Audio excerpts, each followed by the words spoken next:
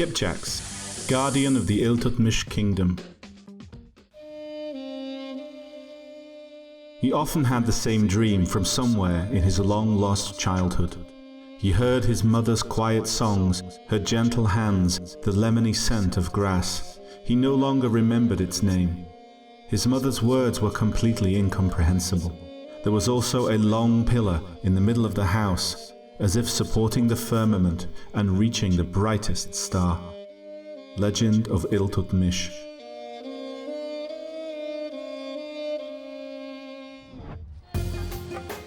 Delhi.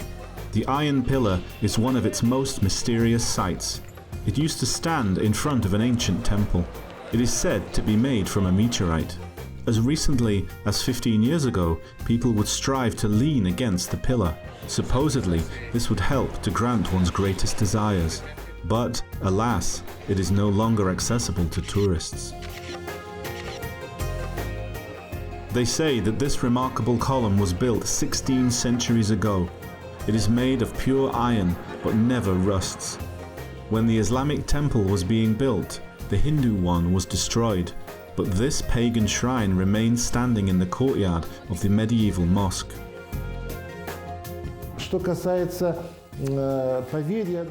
Another belief is that if you embrace this pillar, you begin to possess some special strength, even military prowess. There really is some kind of magic around this structure.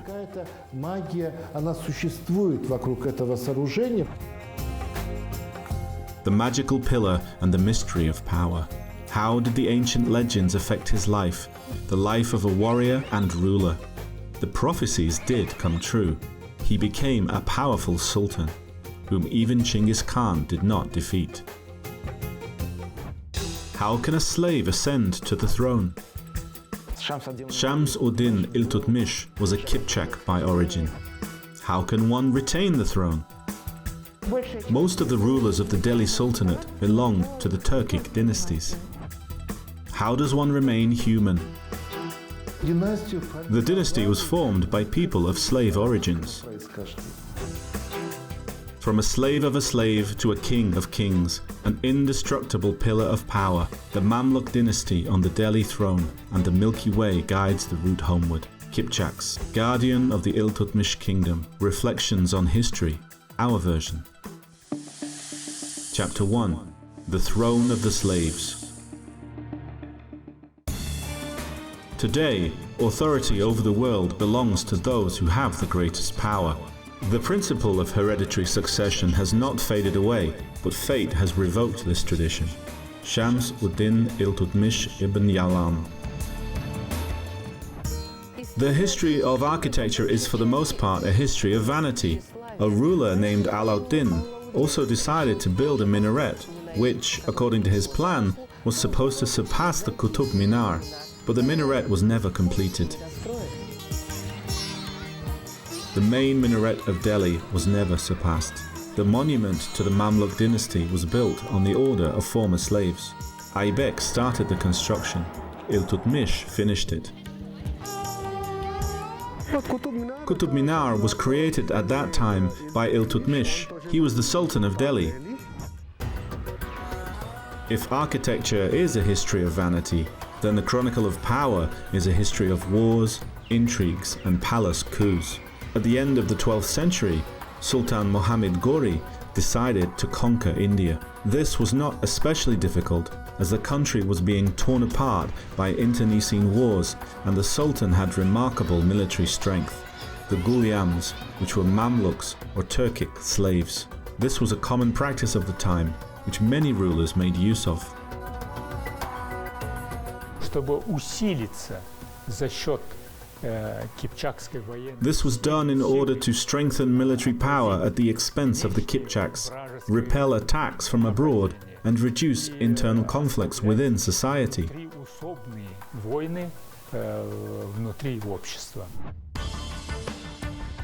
Muhammad Ghori conquered India and was killed by mercenaries as he returned from the campaign.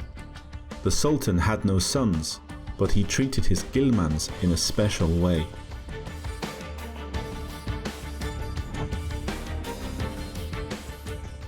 Other monarchs may have one son or two sons.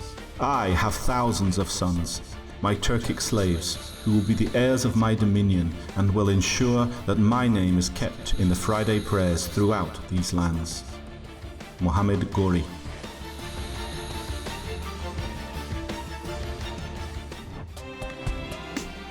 And so it came to pass. The former slaves of the Sultan divided his empire in four. The north of India went to Jibek. In 1206, he declared Delhi as his residence. Turkic Ghilmans and their offspring reigned for around 100 years. Jibek ruled for 4 years. He died mysteriously, breaking his neck while playing polo. He too had no sons, but there were daughters, and one of them was the beautiful and educated Turkan Khatun. She became the wife of Iltutmish. Most researchers nevertheless agree that the majority of the rulers of the Delhi Sultanate belonged to the Turkic dynasties. It is said that Jibek bought Iltutmish at the market in Delhi for a large amount of money. It was a bargain. 2 slaves for 100,000 silver coins. Moreover, they were not bought quickly, as the seller did not wish to lower their price. So the young man became the slave of a slave, and then his devoted friend. Tellingly, he received freedom before his master. Iltutmish distinguished himself by suppressing another uprising, and the ruler Muhammad Gori granted him his freedom. Like many Ghilmans, the young man received a good education. They not only raised slaves, but a kind of elite. They had to be capable of military service and of becoming rulers. His title was Lord of the Doe. Iltutmish led the hunt. At that time, it was a position of status. Falconry was one of the most popular types of hunting in India. He would surely have been familiar with it since childhood. What is the heaviest prey that this golden eagle could bring me? The largest prey is ungulates, small ungulates, gazelles, saigars, and roe deer. The activity is, of course, exciting, but whilst enjoying themselves, the ruler must remain safe, especially if the game is, for example, a tiger or a leopard, the main point being that the predator does not become the prey. If a leopard began to hunt people, this was called the spotted death in those days. Such a leopard would kill dozens and even hundreds of people. A hunter must have organizational skills, swift reactions, and an agile mind. And it is no coincidence that Iltutmish was also in charge of the Sultan's bodyguards and his security. After Jibek's death, the Turkic aristocracy attempted to place his adopted son, Aram Shah, on the throne. He even ruled for around a year. Qutb al-Din Jibek had a successor who lived a very short life. After him, Iltutmish became the ruler of the Delhi Sultanate, having killed Qutb al-Din Jibek's son. According to the chronicle, Aram Shah was tortured, either killed during the battle or executed as a prisoner of war. So the reign of Iltutmish began.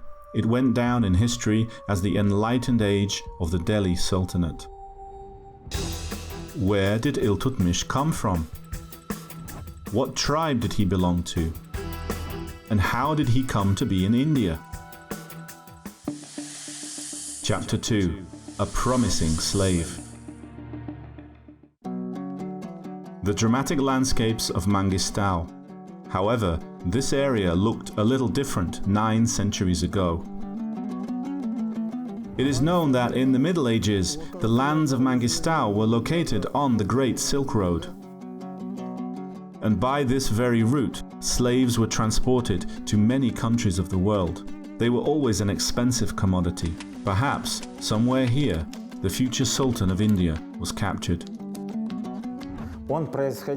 He came from the Olbelik clan, which belonged to the eastern Kipchaks. The noble Olbelik clan, otherwise referred to as El-Buri, were a nomadic people in the 12th century, roaming the landscapes of Mangistau as well as the lower Volga and Ural regions. великие кипчакские ханы, верховные ханы, глук кипчакские ханы. The great and supreme Kipchak Khans came from the dynastic class of El Bura, which is a wolf tribe that ruled on the territory of Deshti Kipchak. Правила на территории Дешти Кипчак. A Turkic adolescent, especially one from a wolf tribe, would bring good money if sold.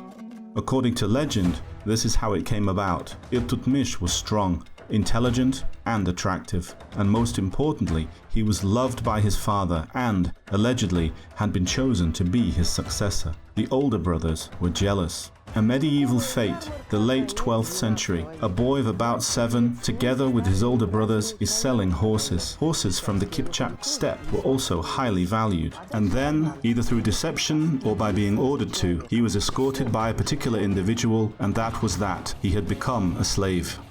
Another version of events states that by the end of the 12th century, the Kipchak-Khwarezm confrontation ended with a decisive victory for Khwarezm. Allegedly, Iltutmish's relatives were killed and he was captured and resold as a profitable asset several times.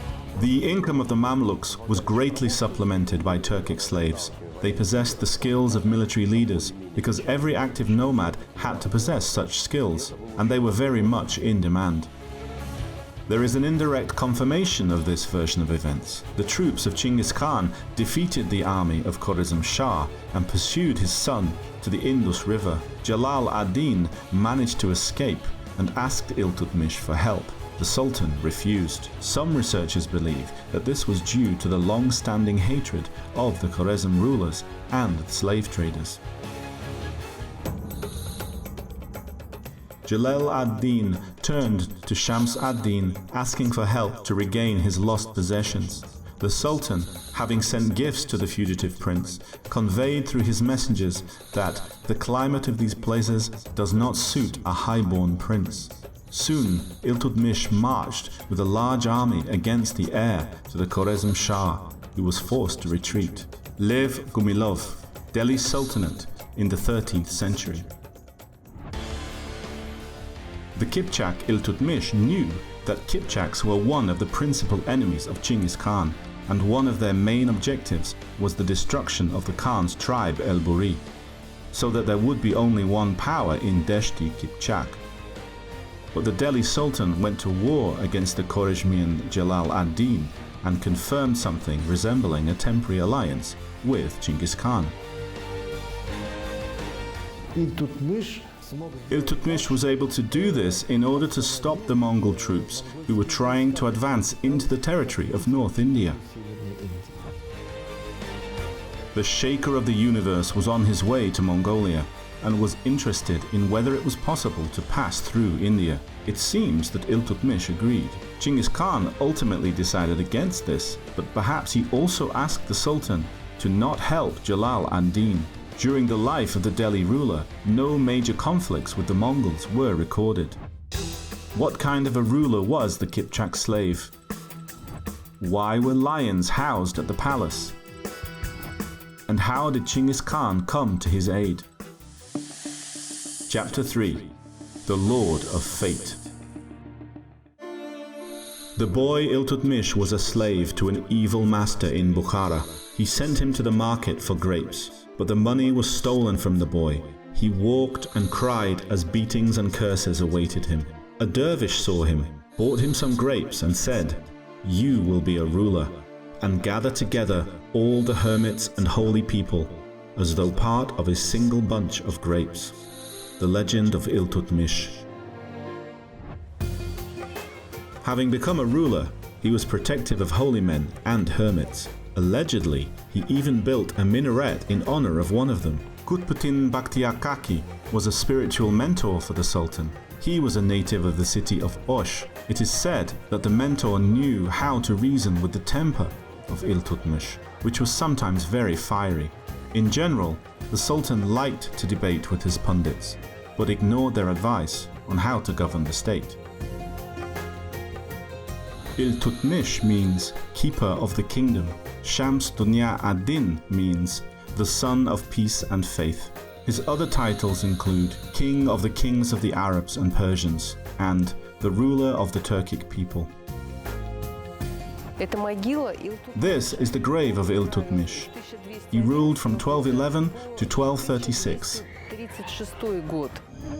The Sultan himself had begun to build the mausoleum, and his daughter Razia, the first female ruler of India, completed the construction. For a quarter of a century, the former slave ruled confidently and wisely, showing both diplomacy and discipline. He subdued those that he could subdue and made pacts with those that he could not. There were many that sought to overthrow him. Some tried to assassinate him, while others planned conspiracies. But Genghis Khan came to his aid.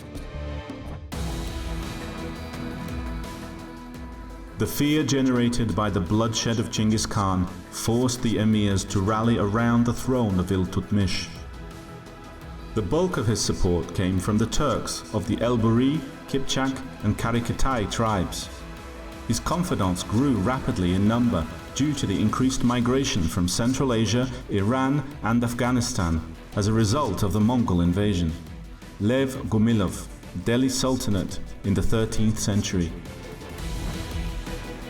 In just 2 years, 30,000 Turks, persecuted by the Mongols, came to India during a time of war.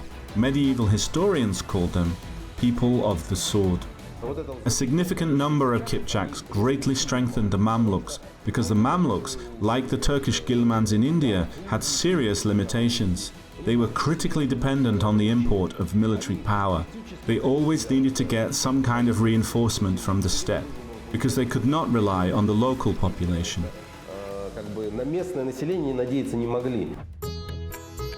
Educated refugees decided to go to Delhi after they learned that there was a patron there that supported scientists and poets. The Sultan welcomed everyone and provided patronage.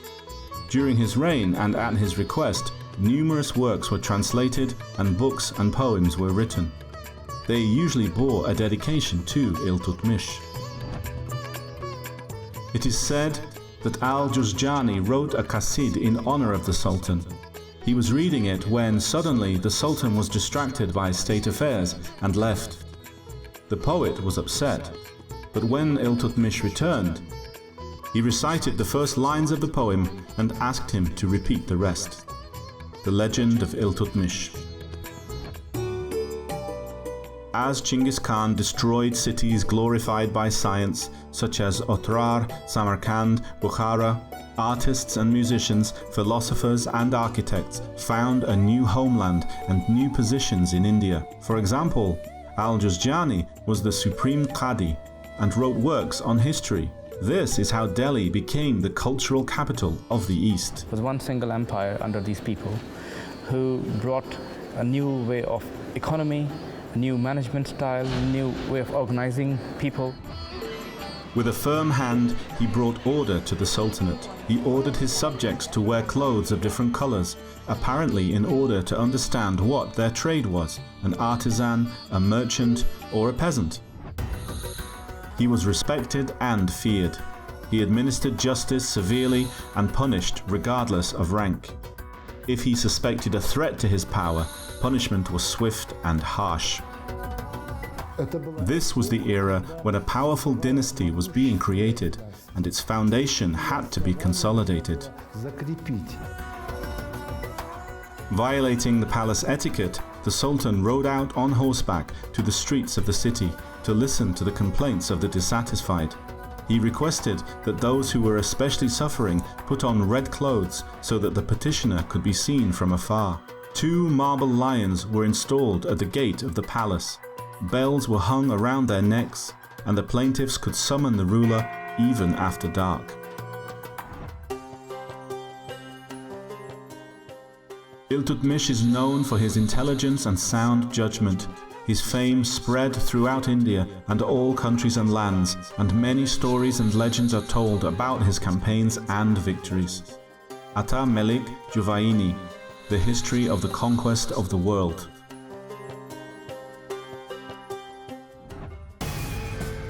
He reformed the army, repeatedly and successfully fought with neighbors, including former comrades in arms such as the slaves of Sultan Ghori.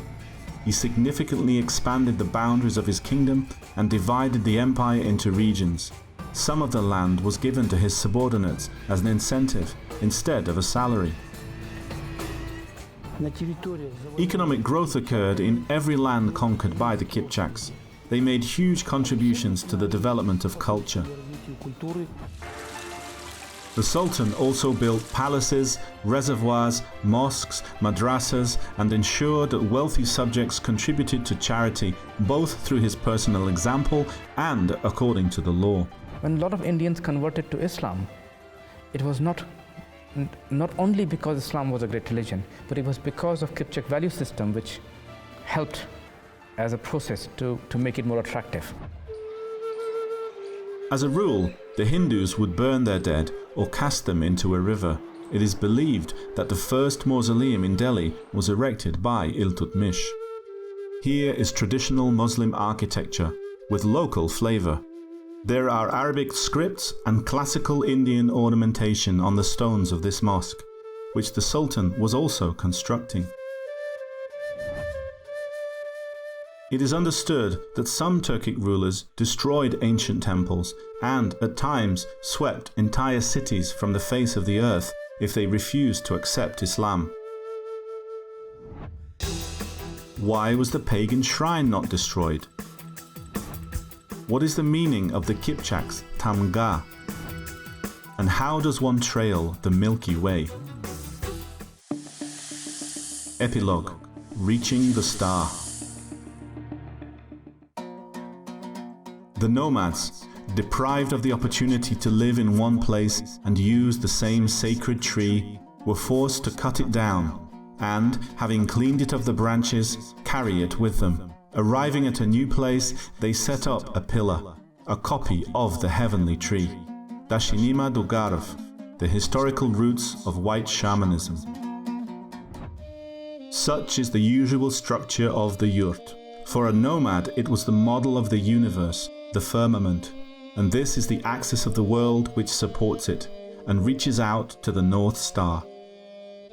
This is the starting point, the polar star, or this iron stake, the so-called Temir Kazakh. Why did Iltutmish leave a column in the courtyard of a Muslim mosque? Did he see an omen in this? Or perhaps these were the echoes of the customs of the nomads, or else they were simply unable to remove it. One cannot believe the story that he destroyed the Hindu temples. He would certainly have demolished this pillar. It wouldn't have been seen, and we wouldn't have known where it was. It would have to have been walled up within the Qutb Minar. But it was not walled up. Iltutmish finished building the minaret, making it very high. It is not easy for a muezzin to rise to a height of more than 70 meters, but the construction seems to be reaching for the stars. He created his monument and left that old minaret inside.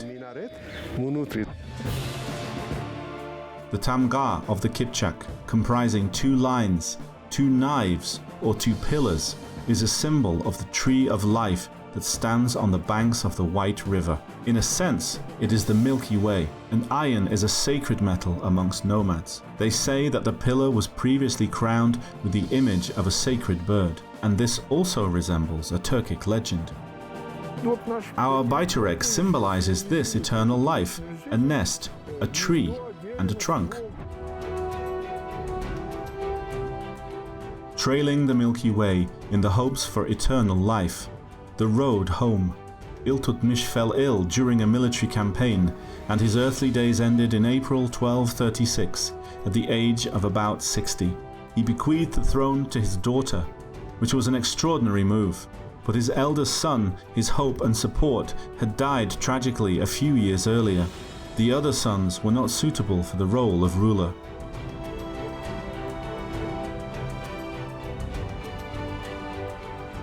All his children received an excellent education and were talented in various sciences, but none of his offspring came close to matching Iltutmish's ability to govern.